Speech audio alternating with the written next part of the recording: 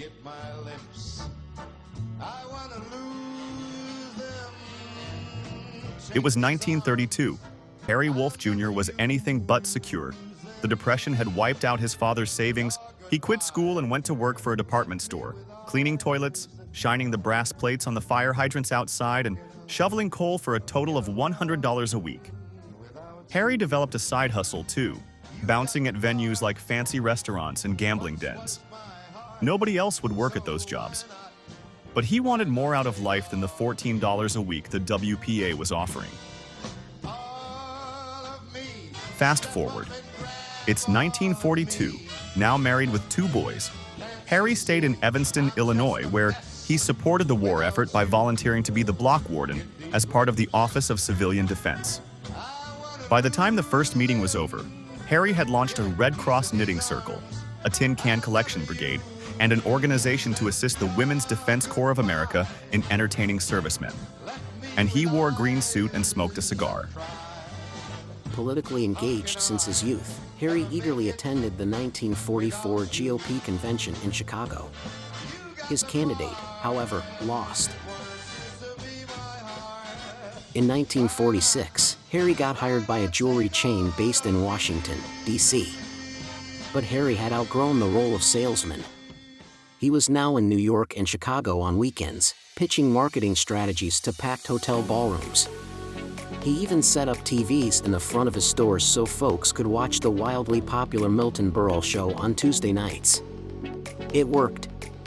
People responded to Harry's passion by becoming customers. In 1949, Harry noticed the booming city of Los Angeles, full of thirsty consumers in desperate need of a talented distributor like himself. Now he's marketing Joe Louis heavyweight championship clocks as pictured, among many other roles this busy man would play.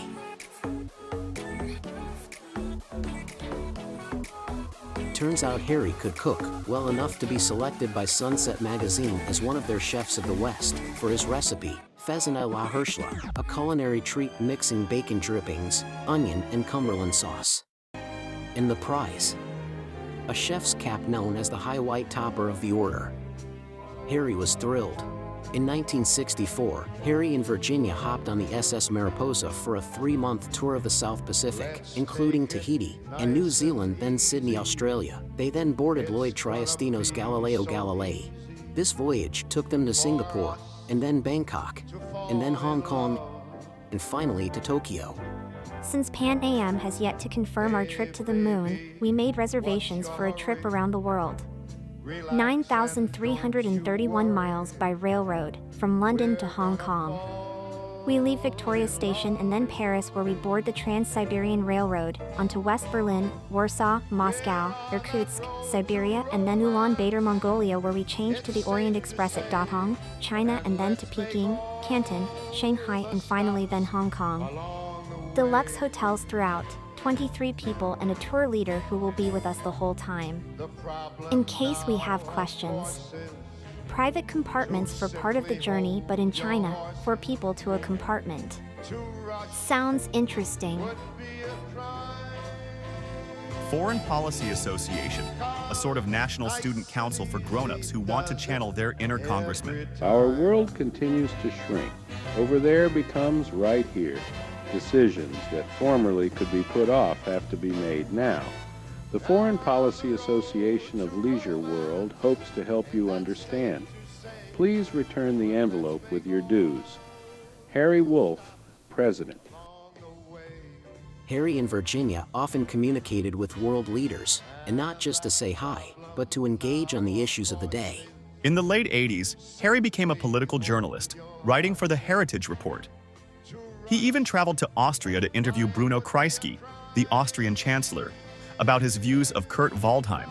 It had just been revealed that Waldheim, former General Secretary of the United Nations and Chancellor of Austria, had failed to disclose the extent to which he was aware of atrocities committed by the Nazis against the Jews while he served in the German army.